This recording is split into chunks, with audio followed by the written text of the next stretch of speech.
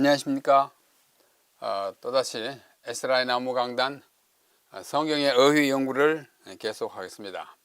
성경에 나오는 중요한 어휘, 그 가운데 오늘 또 특별히 중요한 한 어휘를 함께 공부하겠습니다. 어휘를 연구하는 목적은 이미 여러 번 이야기했으므로 오늘은 반복하지 않겠습니다. 성경적인 의미를 우리가 탐구하는 것입니다. 오늘 51번째 어휘는 언약입니다. 언약은 대단히 중요합니다. 성경을 우리는 언약이라고 합니다. 성경의 앞부분은 먼저 있었기 때문에 구약, 오래된 옛 언약, 또 그 다음에 예수님 이후에 기록된 것은 새 언약, 그래서 신약이라고 합니다. 그러므로 언약은 어떤 의미에서 성경을 연구하는 것이나 다름이 없는데, 그 언약의 기본적인 의미, 가장 기초적인 의미가 무엇인지를 이 시간에, 짧은 시간에 함께 공부해 보겠습니다. 그래서 언약의 의미가 무엇이고 그 종류가 무엇이있는지 종류를 간단히 말씀만 드리고, 그 각 언약에 대한 개별적인 연구는 이후에 다른 시간에 다른 기회에 하고자 합니다. 자, 먼저 언약이라는 단어의 의미를 한번 생각해 봅시다. 언약 이렇게 말씀 언자에다 약속한다는 약자를 해죠. 이걸 성경을 기록한 히브리어로는 브리스라고 합니다. 브리스, 뭐 베리스라고도 합니다만은 배의 음이 따로 있기 때문에 얘는 시와 각각 때문에 브리스라고 이렇게 표기합니다. 브리스라고. 이것을 영어로는 일반적으로 카버넌트라고 번역하고 있습니다. 이것이 구약에 287회나 사용되었어요. 하나의 일반 명사가 이렇게 많이 사용되는 경우는 그렇게 흔하지 않습니다. 특별히 중요한 의미를 가진 단어가 이렇게 많이 사용되는 것은 더 이채롭습니다. 이 언약은 또 다른 말로는 계약이라고도 합니다. 계약. 우리가 뭐 사업할 때 누구누구와 계약하지 않습니까? 그것도 그런 의미에서 그것도 언약이거든요. 우리는 이제 성경을 말할 때 성경에서는 다 언약이라고 번역되어 있기 때문에 일반적인 약속과는 좀 다르게 그렇게 느끼는 경우가 많습니다. 우리가 개인과 개인이 우리 몇 시에 만나자 하는 그런 것들은 언약이라고 잘 말하지 않잖아요. 특별히 좀 무게 있고 중요하고 좀 고전적인 의미를 담았을 때 언약 이렇게 표현하는 것입니다. 일종의 약속입니다. 약속이에요. 약속이 뭐냐? 두 사람 또는 그 이상의 개인이나 단체가 합의하여 지킬 사항을 우리가 약속이라고 합니다. 뭐 한 사람 단 두 사람 사이에 있을 수도 있고 여러 사람 있을 수도 있고 뭐 경우가 대단히 많습니다. 그렇죠? 그런 일반적인 의미의 약속이 있고, 특별히 우리가 오늘 공부하는 것은 하나님의 언약이에요. 하나님의 약속. 하나님이 우리와 나누신 약속입니다. 인간의 구원과 관련된 사항을 하나님이 발표하시는 것을 언약이라고 그래요. 하나님의 언약이라고 합니다. 하나님께서 약속하신 것입니다. 그냥 오늘 뭐 해줄게 그게 아니고, 인간을 구원하는 구원의 역사의 중요한 대목마다 하나님께서 하신 약속이 있어요. 그것을 우리가 하나님의 언약, covenant, breath라고 그렇게 표현합니다. 그래서 그것은 하나님의 경륜이라고도 말할 수 있어요. 하나님의 계획의 발표입니다. 하나님이 구원과 관련된 사항을 발표하겠어요. 경륜. 이 경륜이라는 말은 둘 다 실사변에 쓰지 않습니까?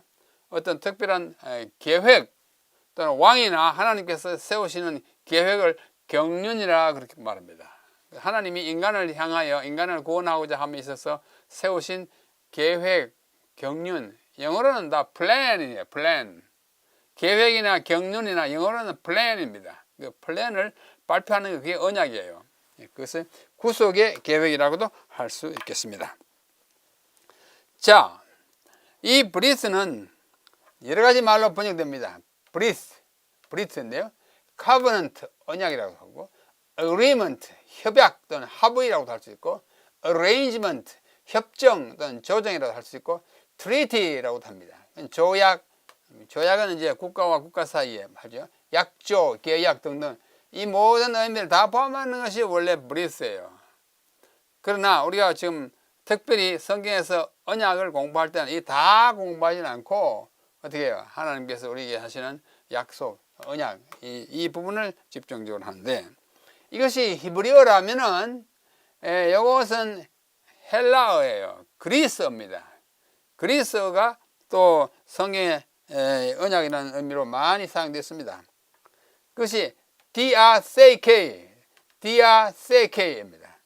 이 diathek는 그 뜻이 뭐냐면 유언, last will, 사람이 죽기 전에 뭐 이렇게 마지막으로 남기는 말이잖아요. 그 유언, 그 뜻이 있고, 그 다음에 testament, 이것도 뭐 유언장이에요.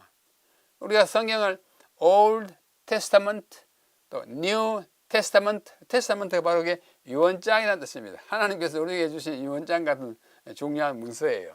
그 다음에 decree는 조서, 칙서, 황제나 뭐 왕이 내리는 명령을 조서, 칙서라고 그러지 않습니까? 그 다음에 compact, 이거는 계약, 그리고 agreement, 협약, 합의, 아까 여기 나왔죠. 그 다음에 covenant, 언약 같은 거, 약속, 조약, 약조, 계약 등등 이 diatheke라고 하는 단어에 포함이 되었습니다. 이런 의미들이 다 함축되어 있습니다.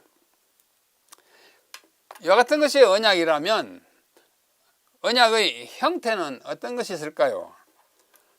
언약의 형태는 크게 두 가지가 있습니다. 하나는 대등한 관계의 양자 간에 하는 언약이에요. 대등한 관계, 사람과 사람, 그렇죠? 대등한 관계, 왕과 왕, 대등한 관계예요. 그런 관계를 말하는 언약은 순세이케를 합니다. 순세이케, 양방적 언약이에요. 쌍방적 언약을 합니다. 영어로 bilateral, 그러니까 대등한 관계에서 서로 이렇게 맺는 약속이에요. 그러나 또 다른 경우에는 상하 관계, 대등한 관계가 아니라 상하 관계의 양자 사이에서 높은 편이 낮은 편에게 일방적으로 명하는 언약이 있습니다. 왕이 백성들에게 내가 이렇게 하겠노라 라고 약속하면 그것은 상하 관계에서 맺는 것입니다.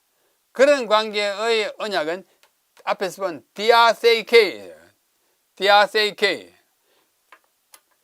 구약에서는 브리스라는 단어가 모든 관계에 다 언약이라는 의미로 사용되지만 신약을 기록한 헬라어, 그리스어에는 그 언약을 맺는 당사자가 대등하냐 상하 관계냐에 따라서 그 헬라어 단어가 다릅니다. 하나는 신세케, 신이라고 하는 말은 영어로 하면 with, 함께, 더불어, 함께, 같은 사람끼리 한다. 그 다음에 디아세이케는, 디아는 통하여 또는 뭐 관통하여 그런 의미를 갖고 있는데, 디아세이케라는 상하 관계가 왕이 백성에게,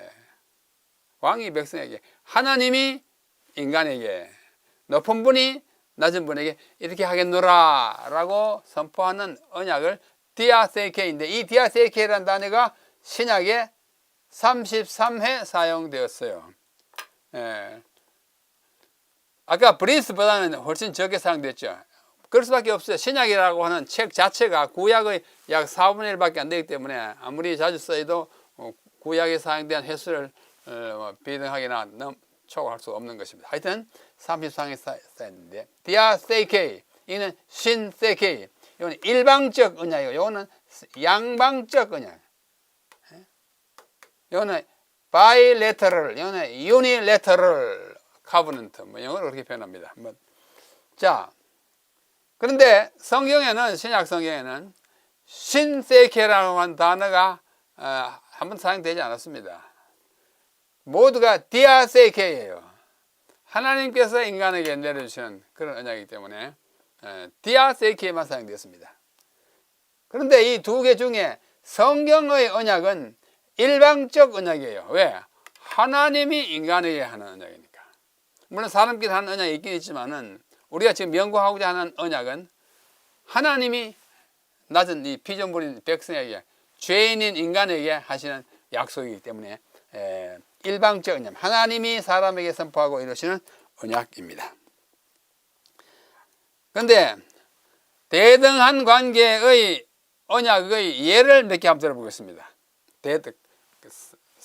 서로가 비슷한 높이 있는 예를 아브라함과 아비멜렉이요. 여기 보면 창세기 21장에 보면 아브라함이 양과 소를 취하여 아비멜렉에게 주고 두 사람이 서로 언약을 세우니라. 브리스를 세우니라. 아비멜렉은 그 당시에 그 지역의 왕입니다. 아브라함이 이렇게 지나가다가 협약을 맺어요. 서로 이렇게 뭐 하자. 그러니까 대등한 두 인간 사이에 맺어진 언약이었어요. 이것은 아브라함과 아비멜렉이 대등한 관계라고 할 수 있습니다. 또 여기 창세기 21장 32절에 같은 배경이었어요. 그들이 브엘세바에서 언약을 세우매 아비멜렉과 그 군대 장관 비고를 떠나 블레셋 족속의 땅으로 돌아갔고, 여기도 언약이 똑같은 이러한 사람들 사이에 맺어지는 대등한 관계의 언약의 예가 여기에 나타나고 있습니다. 또 다른 경우는 이삭과 아비멜렉, 아브라함의 아들 이삭이 또 아비멜렉 그 왕과 또 언약을 맺습니다. 창세기 26장 27절로 28절입니다. 이삭이 그들 누구냐? 아비멜렉과 그의 친구 아후삿과 군대장관 비골에게 이르되 너희가 나를 미워하여 나로 너희를 떠나가게 하였거늘 어찌하여 내게 왔느냐? 그들이 가로되 여호와께서 너와 함께 계심을 우리가 분명히 보았으므로 우리의 사이 곧 우리와 너의 사이에 맹세를 세워서 세우고 또 너와 계약을 맺으리라. 이 계약이 언약, 히브리 말로는 브리스예요. 사람과 사람 사이에 있는 것입니다. 또 다른 경우는 여기 여호수아와 히위 사람 사이에 맺어지는 언약입니다. 여기 보시면은 여호수아 9장에 보면 여호수아가 이제 막 가나안에 들어와가지고 막 이제 그 토착민들을 뭐 무찌를 해서 통일을 시키지 않습니까? 정복하지 않습니까? 그때 그 말을 듣고 어떤 족속이 가장해서 여호수아 우리가 멀리서 와가지고 당신들의 소문을 듣고 왔는데 우리를 죽이지 말고 잘 살려달라고. 그럼 그렇게 타협을 합니다. 기본 거민의 그 히위 사람들이 여호수아와 이스라엘 사람들에게 와서 이르기를 우리는 원방에서 먼 곳에서 왔나이다. 이제 우리와 약조하사이다. 브리스 언약을 맺읍시다 이 말이에요. 우리말로는 어떻게 됐든 간에 히브리는 다 브리스입니다. 약조하사이다. 여호수아가 곧 그들과 화친하여 그들을 살리리라는 언약을 맺고 회중 족장들이 그들에게 맹세하였더라. 언약을 맺었어요. 섰고 멀리서 언제 알고 우리에 대한 소문이 멀리까지 났구나. 그래서 이 사람들이 실에 막 겁먹고 와서 이렇게 항복하는구나. 그래 너희들 절대로 안 죽이겠다 하고 약속합니다. 나중에 알고 보니까 어디서 왔어요? 기본에서 왔어요. 기본은 얼마 전에 우리 공부한 대로 뭐예요? 아주 가까운 곳이에요. 바로 지난번에 공부했죠. 기본의 테트라폴리스 네 도시 있지 않습니까? 예루살렘에서 한 10km밖에 안 떨어졌어요. 그러나 여호수아는 섰고 맺은 언약이지만은 그 언약을 유효화합니다. 그래 안 죽일게. 너희들이 오직 살고 싶었으면 그랬겠냐? 그래가지고 뭐 물기고 나무하고 이랬는데 이제 하인 비슷하게 썼지만 죽이지는 않겠습니다. 하여튼 언약이에요. 사람과 사람 사이의 언약이라도 혹은 섰고 맺은 언약이라도 일단 맺은 언약은 신실하게 지켜주는 하나님의 백성의 모습이 이 여호수아에게서 볼 수가 있습니다. 자, 여기 또 다른 관계가 또 있어요. 다윗과 요나단, 또 인간과 인간이에요. 대등한 관계. 요나단은 다윗을 자기 생명같이 사랑하여 더불어 언약을 맺었으며 사무엘상 요나단과 다윗 그야말로 절세의 우정을 나누는 친구 아닙니까? 내가 널 잘 보호하겠다 약속합니다. 또 여기 사무엘상 20장에 보면 이에 요나단이 다윗의 집과 언약하기를 요나단은 사울의 그 왕가고 다윗은 아직도 일개 장군의 젊은 장교에 불과합니다. 그러나 두 사이의 우정에 있어서 절대로 사울은 다윗을 죽이려고 하지만은 그의 아들 요나단은 다윗 집과 언약을 맺어 여호와께서는 다윗의 대적들을 치실지어다. 굉장히 요나단의 그 우정은 참 놀라운 것입니다. 언약을 맺었어요. 친구들 사이에, 대등한 인간 사이에. 그 다음에 여기 사무엘상 23장 1절 두 사람이 여호와 앞에서 언약을 하고 두 사람 사이에 다윗은 숯불에 거하고 요나단은 자기 집으로 돌아가다. 이 다 다윗과 요나단의 이야기예요. 두 사람이 자꾸 언약하고 약속합니다. 참 눈물겨운 우정의 관계가 나타나는 것이죠. 그 다음에 보면은 대등하지 않고 차등, 등이 달라요. 아까는 대등, 이런 차등. 자, 그 관계의 언약입니다. 다윗과 이스라엘 백성, 왕과 백성 사이니까 차등이잖아요. 동등하다 할 수 없습니다. 동등 또는 대등은 이것이고 차등은 이것이잖아요. 아브넬이 다윗에게 고하되 내가 일어나 가서 온 이스라엘 무리를 내 주 왕의 앞에 모아 더불어 언약하게 하고 마음에 원하시는 대로 모든 것을 다스리게 하시라이다. 이에 다윗이 아브넬을 보내매 저가 평안히 가니라. 백성과 다윗 왕 사이의 언약, 차등한 관계의 언약입니다. 또 여기도 이에 이스라엘 모든 장로가 헤브론에 이르러 왕에게 와 나오매 다윗 왕이 헤브론에서 여호와 앞에서 저희와 언약을 세우매 저희가 다윗에게 기름을 부어 이스라엘 왕을 삼은. 차등한 왕과 백성 사이에 언약이 있었습니다. 또 여기는 이스라엘 대표들과 하나님 사이의 언약이에요. 이스라엘 대표는 사람이잖아요. 하나님은 하나님이잖아요. 여기서 느헤미야의 9장에 우리가 이 모든 일을 인하여 이제 견고한 언약을 세워 기록하고 우리의 방백들과 레위 사람들과 제사장들이 다 도장을 치나이다 하고 약속했어요. 하나님 말씀하신 대로 우리가 잘 듣겠습니다 하고 약속하는 이 언약. 구약의 히브리어이기 때문에 브리스라는 단어 하나밖에 없어요. 자, 그렇게 됐습니다. 자, 이렇게 해서 사람들 사이의 언약 또는 하나님과 사람 사이의 차등 대등한 언약이 벌어지는데 하나님은 이 언약에 대하여 어떤 방책을 어떤 태도, 하나님의 태도라면 좀 언어가 좀 불손하게 들리면 하나님은 이 언약에 대한 어떤 사상을 가지고 계신가 성경이 우리에게 보여주는 대로 한번 보겠습니다. 첫째, 하나님은 언약을 지키시는 하나님이에요. 하나님은 절대로 시곤하지 않습니다. 여기 느헤미야 9장 32절 우리 하나님이여 광대하시고 능하시고 두려우시며 그 다음에 언약과 인자를 지키시는 하나님이여 언약과 브리스를 그 다음에 인자는 헤세드예요. 헤세드 브리트와 헤세드를 인자라고 그러는데 이 헤세드라는 말은 다음에 공부합니다. 오늘 51번째 강의죠. 60번째 강의에는 이 헤세드 인자에 대해서 공부를 합니다. 그때 더 의미를 잘 파악하시길 바라고 하여튼 여기는 하나님이 어떤 하나님이냐 언약과 인자를 지키시는 하나님 하나님을 묘사하는 아주 중요한 두 단어가 하나는 뭐냐면 뭐예요?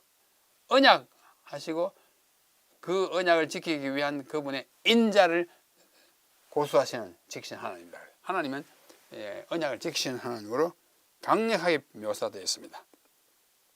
시편 25편 10절 여호와의 모든 길은 그의 언약과 증거를 지키는 자에게 인자와 진리로다. 언약과 인자가 자꾸 같이 나와요. 이 인자라는 말은 신실합니다. 언약을 반드시 지키시는 하나님의 미쁘신 자세예요. 또 시편 106편에 보면 그들을 위하여 그의 언약을 기억하시고 그 크신 인자심을 따라 뜻을 돌이키시. 언약과 인자 자꾸 같이 나와요. 여기 다니엘 9장 4절에도 하나님 여호와께 기도하여 자복하여 이르기를 크시고 두려워할 주 하나님 주를 사랑하고 주의 계명을 지키는 자를 위하여 언약을 지키시는 거예요. 또 그에게 인자를 베푸시는 하나님이시여. 하나님의 또 덕질이 뭐냐면 언약을 지키시는데 인자함으로 지킵니다. 신실하심으로 지키는 하나님이라고. 그래서 언약을 지키시는 하나님이에요. 시편 89편 27절에도 저를 위하여 나의 인자함을 영구히 지키고 저로 더불어 나의 한 언약을 굳게, 또 인자 언약 자꾸 또 같이 나오는 겁니다. 또 내 언약을 파하지 않겠다. 시편 89편. 절대로 하나님은 언약을 파기하지 않습니다. 만약 하나님이 언약을 파기하신다면 우리 인간이 구원 얻을 희망이 없어요. 우리가 좀 모자라고, 우리가 좀 배반하고, 우리가 좀 죄를 짓지만은 결국은 어떻게 해요? 우리를 구원하시려는 그 의지를 놓치잖아요. 끝까지 우리를 붙들어 주시는 하나님의 모습이 바로 언약을 지키시는 하나님으로 나타나는 것입니다. 자, 여기 사사기 2장 1절에 보면 앞에 거 뭐 각자 읽어보십시오. 내가 너희에게 세운 언약을 영원히 어기지 아니하리라. 이거 굉장히 정말 확고한 하나님의 사랑의 표현이에요. 내가 약속한 거 너희들 정말 잘 안 따라오지만은, 배반하지만은, 때때로 내가 좀 매질하지만은, 내가 너와 세운 구원하리라고 하는 이 언약은, 구원의 계획은 내가 끝까지 지키겠다고 하시는 하나님의 마음의 표현입니다. 그래서 예수님을 보내신 거예요. 그렇죠? 그래서 이것을 사사기 2장 1절을 여기 보십시오. 내가 너희에게 세운 언약을 영원히 어기지 아니하리라. 영어로 I will never break my covenant with you. 너와 더불어 맺은 나의 언약을 내가 결코 깨뜨리지 않겠다. 파하지 않겠다. 어기지 않겠다. 여러분 이걸 믿으십니까? 이러한 하나님입니다. 그 다음에 하나님은 언약을 지키실 뿐만 아니라 언약을 지키는 자를 축복하시는 하나님이에요. 참 좋으신 하나님.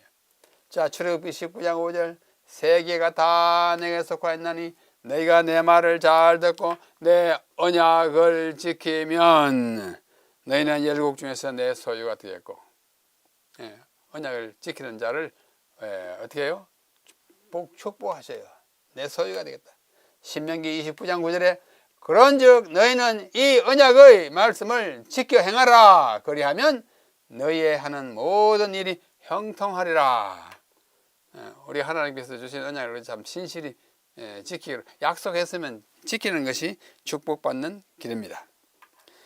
그리고 이와 같이 언약을 지키는 자에게 복 주시지만 언약을 어기는 자는 또 벌하셔요. 불가불 벌하십니다. 여기 예레미야 11장 3절 그들의 이르기를 여호와 이스라엘의 하나님 여호와께서 이같이 말씀하시되 이 언약의 말을 좇지 않는 자는 저주를 받을 것이다. 벌받아요.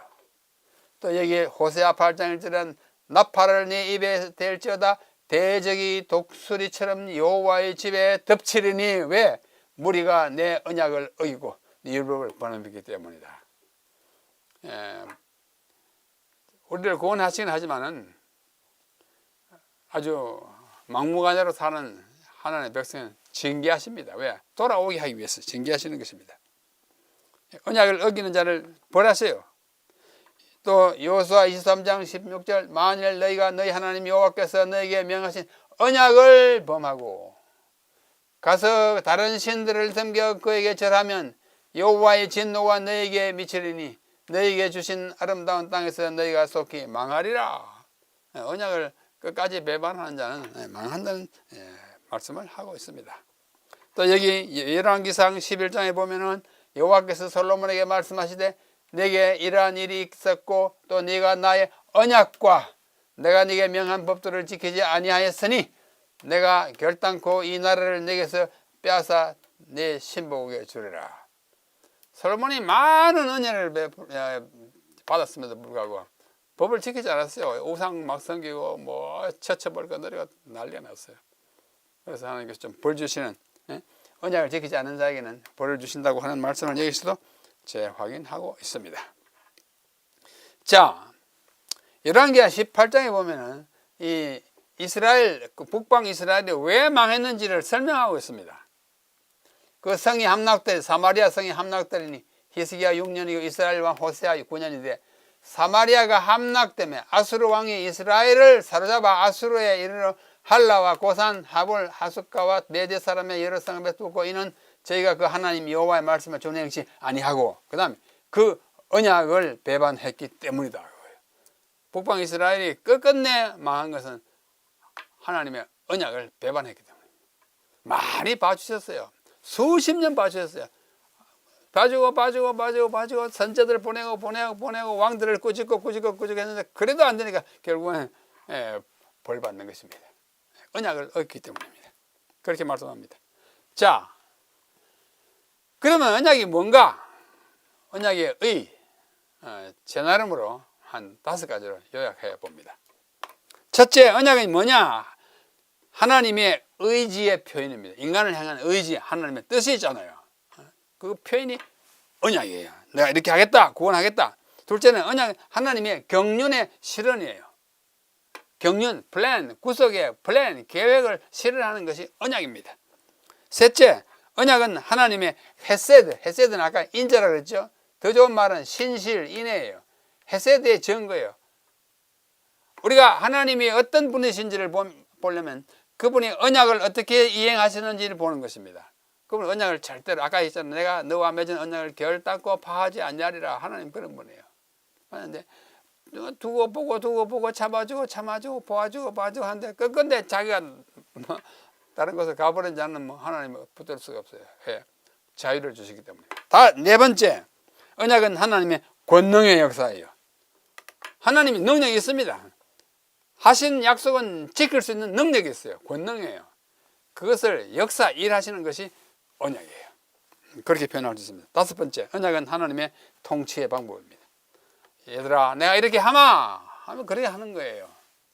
하나님께서는 결코 악의가 없으시고 모든 것이 의롭고 선하시고 거룩하시기 때문에 인간을 향하여 표현하시는 언약은 모두 좋은 것입니다.